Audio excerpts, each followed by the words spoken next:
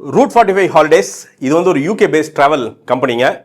Thailand and Vietnam 5 night 6 day உங்களுக்கு வந்து செம பேக்கேஜாக பர் பர்சன் 49,945 ரூபாய்க்கு வந்து தராங்க. இதுக்கு என்ன கிடைக்குது அப்படின்னா 3 நைட் வியட்நாமில் 2 நைட் தாய்லாண்ட்லேண்ட் வந்து உங்களுக்கு வந்து ஜாலியாக டூர் கூட்டிகிட்டு போகிறாங்க. எல்லாமே 5 ஸ்டார் ரேட்டட் ஹோட்டல்ஸ் பிளேசஸ் எல்லாத்துக்கும் வந்து கூட்டிகிட்டு போகிறாங்க. லோக்கல் டிரான்ஸ்ஃபர்ஸு, ஃபுட்டு, அக்காமடேஷன் அப்படின்ட்டு எல்லாத்தையுமே A to Z உங்களுக்கு வந்து கவர் பண்ணி நீங்கள் வந்து ஹனிமூன் டூர் போகலாம், இல்லை வந்து குரூப்பாக டூர் போகலாம், இல்லை வந்து ஃப்ரெண்ட்ஸாக சேர்ந்து போகலாம். எப்படி போனீங்கனாலும் சரி உங்களுக்கு வந்து ஃபஸ்ட் கிளாஸ் ஃபெசிலிட்டிஸ் வந்து அவைல் பண்ணி உங்களை வந்து சேஃப் அண்ட் செக்யூராக வந்து திருப்பி கொண்டு வந்து விடுறாங்க. ஸோ இது யூகேல பேஸ் பண்ண ஒரு தமிழர் நடத்துகிற ஒரு கம்பெனி. கண்டிப்பாக உங்களுக்கு வந்து ரொம்ப நல்லபடியாக சர்வீஸ் வந்து இருக்கும். இந்த நம்பர் வந்து காண்டாக்ட் பண்ணுங்கள். இன்றைக்கே உங்கள் டூரை புக் பண்ணுங்கள். வா வாத்தியார். எம்ஜிஆர் வந்து அவ்வளோ சீக்கிரம்லாம் வந்து பார்த்திங்கன்னா அந்த ஆன்மா வந்து போகிறதில்ல. ஒரு பாயிண்டில் வந்து பார்த்திங்கன்னா உடம்பை குறைக்கணும் அப்படின்னு சொல்லிட்டு ஒரு 2013-14 இருக்கும். ஒரு மாதம் இருக்கும். அந்த பீச்சில் வந்து ட்ரிப்ளிகேனில் தங்கியிருந்தேன். அந்த பீச்சில் வந்து நடந்துகிட்டு இருப்பேன். நடக்கிறப்ப காலையில் வந்து ரொம்ப லைஃபோட லோவஸ்ட் டைம் அது. காலையில் என்ன பண்ணுவோன்னா அந்த பீச்சில் நடக்கும்போது அன்றைக்கி வந்து எம்ஜிஆர் சமாதியை மட்டும் கும்பிட்டு வருவோம். காலைல ஒரு 30 நாள் தான். 30 நாள் கும்பிட்டா அது 35வது நாள் ஒரு மேஜிக் நடந்தது. வாழ்க்கையில் வந்து பார்த்திங்கன்னா நிறைய டேர்ன்ஸ் அண்ட் ட்விஸ்ட்டு அவ்வளோ பாசிட்டிவாக மாறிச்சு. ஸோ எம்ஜிஆர்னாலே அந்த பாசிட்டிவிட்டி. அவர் வந்து புரட்சி தலைவர்னு சும்மாலாம் சொல்ல, விமர்சனங்கள் 1000 சொல்லுவாங்க. ஆனால் அவரை புரிஞ்சவங்களுக்கு தெரியும் அவர் எவ்வளோ பெரிய பாசிட்டிவ் எனர்ஜின்ட்டு. அந்த பாசிட்டிவ் எனர்ஜி லிட்ரலாக அவர் வந்து பார்த்தீங்கன்னா இந்த ஸ்க்ரீனுக்குள்ளே உட்காந்துருக்காரு. இல்லாட்டி இந்த மேஜிக் நடக்காதுங்க. இந்த படம் வந்து பார்த்தீங்கன்னா எங்கெங்கேயோ எப்படியோ போக வேண்டிய படம் வந்து இன்றைக்கி பொங்கலில் ஏன் ரிலீஸ் ஆகுது, அதில் கார்த்திகா நடிக்கணும், நலன் குமாரசாமி எதுக்கு டைரக்ட் பண்ணணும், எனக்கு ஒன்றுமே புரியல. என்ன இந்த பர்முட்டேஷன் காம்பினேஷன்லாம் பார்த்தா இது அவர் பண்ண மேஜிக் அப்படிங்கிறது தான் நமக்கு தோணுது. ஆமாம், இது நலனுடைய படம் இல்லை, இது எம்ஜிஆருடைய படம். பல எம்ஜிஆர் ஃபேன்ஸ்லாம் இருக்காங்கல்ல, போனாங்கன்னா கண்ணீர் கதறி எழுதுருவாங்க. ஏன்னா எம்ஜிஆருக்கு இதை விட ஒரு பெஸ்ட் ட்ரிபியூட் நான் இது வரைக்கும் பார்க்கலிங்க. ஒரு டாக்குமெண்ட்ரியாக பார்த்துருக்குறோம், இல்லை வந்து பாட்டாக பார்த்துருக்குறோம். ஒரு படமாக இதை விட எம்ஜிஆருக்கு வந்து ஒரு பெஸ்ட் ட்ரிபியூட் இருக்கவே முடியாது. அதை ரொம்ப உணர்ந்து கார்த்தி பண்ணியிருக்காரு. ஒரு டைம்லெஸ்ஸாக அந்த படம் ஆகுன்னு உணர்ந்து கார்த்தி பண்ணியிருக்காரு.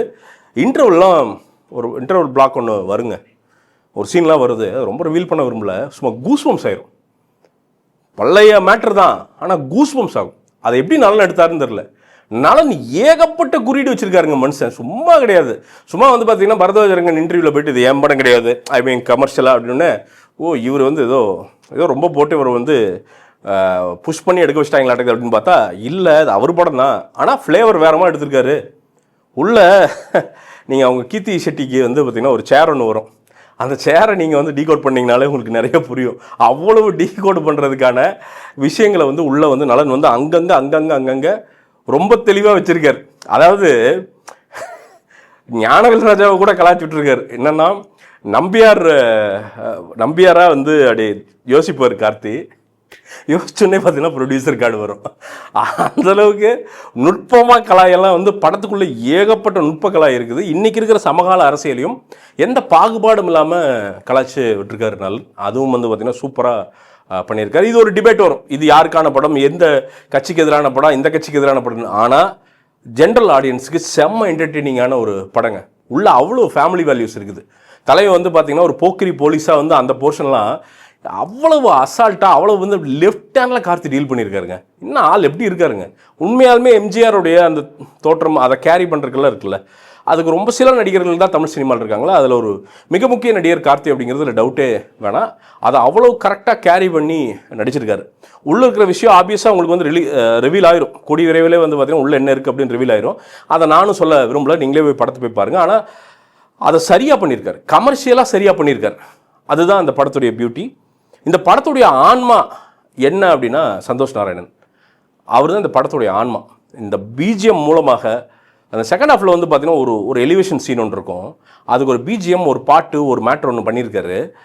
அது அப்படி படத்தை அப்படி இறுக்கி பிடிச்சிருதுங்க. அங்கே மட்டும் கிடையாது, எல்லா இடத்துலையும். எனக்கு தெரிஞ்ச ஒரு பியூர் எம்ஜிஆர் ரசிகனாக அது சந்தோஷ் நாராயணன் பண்ணியிருக்காரு அப்படின்னு சொல்லுவேன். ஏன்னா எம்ஜிஆர் அவருக்கு ரொம்ப பிடிக்கும், எனக்கு தெரியும். ரொம்ப பியூராக அதை ஃபீல் பண்ணி அது ரொம்ப ஆன்மாவில் எடுத்துக்கிட்டு பண்ணியிருக்காரு. அதோட ரிசல்ட் வந்து நம்மளால் பார்க்க முடியுதுங்க. படத்தோட இன்னொரு பெரிய பாசிட்டிவ் படத்தோட டியூரேஷன். ஆரம்பிக்கிறதுன்னு தெரில, போகிறதுன்னு தெரில, அப்படி சும்மா சரக்குன்னு போயிட்டு செகண்ட் ஹாஃப் முடிஞ்சு அப்படி வெளில அனுப்பிச்சிடுறாங்க. அவ்வளோதான். வெளில வரும்போது நமக்கு ஒரு ஓகேடா நீட்ரா அப்படிங்கிற அந்த ஃபீலிங் மட்டும்தான் இருக்குது. அதுதான் இந்த படத்துடைய மிகப்பெரிய ப்ளஸ் அப்படின்னு வந்து நான் நினைக்கிறேன். நலன் வந்து ஒரு சாதாரண டைரக்டர்னு வந்து நம்ம டக்குன்னு எடை போட முடியாதுங்க. அவ்வளவு வேலைகள் வந்து பண்ணி வச்சுருக்காரு. டைரக்ஷன் அப்படின்னு சொல்கிறப்போ நெல்சனுடைய த லெவல் ஆஃப் கிளாஸுங்க. டைரக்ஷன் பற்றி எடுக்கிறாரு. கிட்டத்தட்ட வந்து 30 கிளாஸஸ் 3 மணி நேரம். உங்களுக்கு வந்து லோக்கல் லாங்குவேஜ் உங்கள் தமிழ்லேயே வந்து நீங்கள் நீட்டாக சப்டைட்டில்ஸோடு வந்து வருது. இது வந்து ஒரு சோனி சர்டிஃபிகேஷனுங்க. நீங்கள் வந்து படித்து முடிச்சிங்க அப்படின்னா சோனிலேருந்தே வந்து உங்களுக்கு சர்டிஃபிகேட் வந்து தருவாங்க. அதை யூஸ் பண்ணி நீங்கள் சோனி ப்ராடக்ட்ஸ் கூட டிஸ்கவுண்ட்டில் வாங்குற அளவுக்கு வந்து ஃபெசிலிட்டிஸ் இருக்குது. நீங்கள் வந்து நெல்சன் கூட உட்காந்து 1 மாதம் பேசுகிறது ஒன்று தான், இந்த மொத்த கிளாஸை வந்து கவனிக்கிறது ஒன்று தான். பின்டு கமெண்ட்டில் வந்து பார்த்தீங்கன்னா லிங்க் விட்டுருக்கேன். அதை கிளிக் பண்ணி இந்த கிளாஸில் வந்து ஜாயின் பண்ணுங்கள். நிச்சயமாக ஃபிலிம் மேக்கிங் பற்றி ஆர்வம் இருந்தது அப்படின்னா உங்களுக்கு பயங்கர யூஸ்ஃபுல்லாக இந்த கோர்ஸ் இருக்கும் அப்படிங்கிறதுல டவுட்டே கிடையாது. லெவலப் வந்து நிறைய பேர்த்து கூட கொலாபரேட் பண்ணுறாங்க. லோகேஷன் வந்து நிறைய பேர்த்து கூட கொலாபரேட் பண்ணுறாங்க. ப்ரொஃபஷனலாக டாப் கிளாஸில் இருக்கிறவங்க கூட தான் வந்து பண்ணுறாங்க. ஸோ கண்டிப்பாக இந்த கிளாஸ் உங்களுக்கு பிரயோஜனமாக இருக்கும். பின்டு கமெண்ட்டை கிளிக் பண்ணுங்கள். படத்தோட நெகட்டிவ் என்ன அப்படின்னா, கொஞ்சம் அந்த ரொமான்ஸ் இதெல்லாம் வந்து பார்த்தீங்கன்னா கொஞ்சம் அங்கங்கே பிசில் அடிக்கிற மாதிரிலாம் இருக்குது. ஆனால் படத்தோட பெரிய ரோல் ராஜ்கிரனோட ரோல். அவர் வந்து நம்ம மறந்துடுறோம் சப்கான்ஷியஸாக. பட் அந்த ரோலில் வந்து ராஜ்கிரண் இல்லாமல் வேறு யார் நடிச்சிருந்தாலுமே வந்து பார்த்திங்கன்னா அது அவ்வளோ கரெக்டாக இருந்திருக்காது. அது அவ்வளோ சூப்பராக ராஜ்கிரண் வந்து பண்ணியிருக்காருங்க. அண்ட் இன்னொன்று ரொம்ப விவரமாக நலன் வந்து பார்த்திங்கன்னா இது ஒரு கனவு உலகத்தில் நடக்குது அப்படின்ட்டு வந்து பார்த்திங்கன்னா அந்த சிட்டியே வந்து பார்த்திங்கன்னா ஒரு கனவு சிட்டியாக மாற்றிட்டாரு. ஸோ எந்த பொலிட்டிக்கல் ரெஃபரன்ஸ் அப்படின்னா இது கனவுப்பா அப்படின்ட்டு வந்து விட்டுருவாங்க. சில இடத்துல படம் ரஷ்டாக தான் இருக்குது. அது மேபி சில இடங்கள் அதெல்லாம் வந்து ஒரு சின்ன மைனஸ்ன்னு சொல்லலாம். பட் ஓவரால் உங்களுக்கு என்ன ஃபீலிங் தருது அப்படின்னா, எம்ஜிஆரை பிடிக்கணும்னு அவசியம் இல்லை. தமிழக அரசியலை தமிழ்நாட்டை தெரிஞ்ச எல்லாருமே உட்காந்து நீங்கள் பார்க்கும்போது வந்து பார்த்தீங்கன்னா ஏதோ இடத்துல எமோஷன் ஆவீங்க. எனக்கு என்ன தோணிட்டு இருந்துச்சுன்னா படம் பார்க்கும்போது எம்ஜிஆர்னு சொல்லி ஒன்று பண்ணும்போதே ஒரு படம் இவ்வளோ இம்பேக்ட் தருது.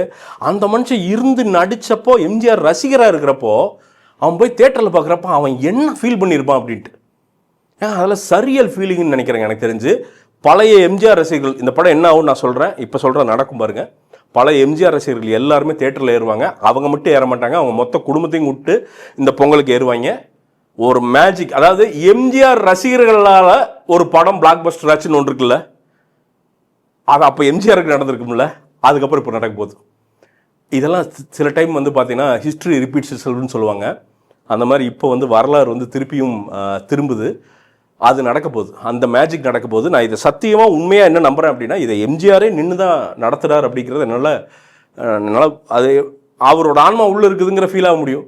சொன்னால் சிலவங்க என்ன புடப்பைத்தியார ஆன்மாவதுங்க, பட் ஒரு இன்ட்யூஷனாக you can feel it literally. Krithi Shetty அவங்களுடைய அந்த ரோல் அப்படிங்கிறது சூப்பராக பண்ணியிருக்காங்க. நான் வந்து மீனிங்லெஸ்ஸாக இருக்கும்னு நினச்சேன், கிடையாது. அந்த கேரக்டராக வந்து பியூட்டிஃபுல்லாக இருந்தது.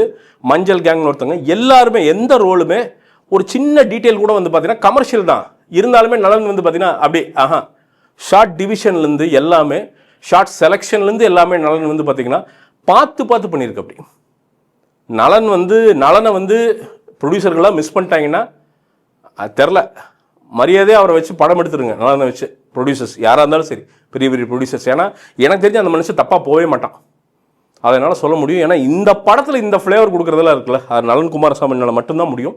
அதை பண்ணியிருக்காரு மனுஷன். செம்ம படங்க.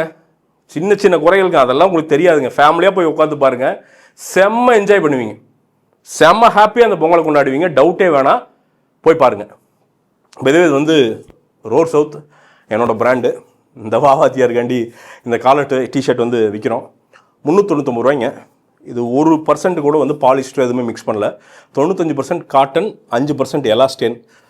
காலர்லாம் வந்து ஸ்பெஷலாக ஓட்டி கஃப் இதெல்லாம் வந்து பார்த்திங்கன்னா எக்ஸ்ட்ரா அகலமாக பண்ணி, இதெல்லாம் ஒரு 1500 ரூபா பெரிய பெரிய பிராண்டில் பார்ப்பீங்களா, அது என்ன இருக்குமோ அது எல்லாமே உங்களுக்கு பண்ணி கொடுத்துருக்கோம். நீங்கள் ஒரு ஆஃபீஸ்க்கெல்லாம் போட்டு போனீங்கன்னா கண்டிப்பாக கேட்பாங்க, இது எங்கடா எடுத்த அப்படின்னு கேட்பாங்க. அந்த குவாலிட்டிக்கு நான் பண்ணி தந்திருக்கேன். 399 ரூபா. 1500 ரூபா டிஷர்ட்டை பீட் பண்ணல குவாலிட்டியில் இல்லை அப்படின்னா என்கிட்ட வந்து இந்த கமெண்ட்டில் வந்து நான் திருப்பியும் காரி தொப்புங்க, நான் ஏற்றுக்கிட்டு ரீஃபண்ட் பண்ணுறேன் உங்களுக்கு. ஒரு பர்ச்சேஸ் இந்த லிங்கை கிளிக் பண்ணினா கூட எனக்கு பெரிய ஹெல்ப்பாக இருக்கும். தேங்க்யூ. மீண்டும் ஒரு விமர்சனம், முன்னோட்டம் இல்லாட்டி வீடியோவுடன் உங்களை சந்திக்கிறேன். அதுவரை நன்றி, வணக்கம்.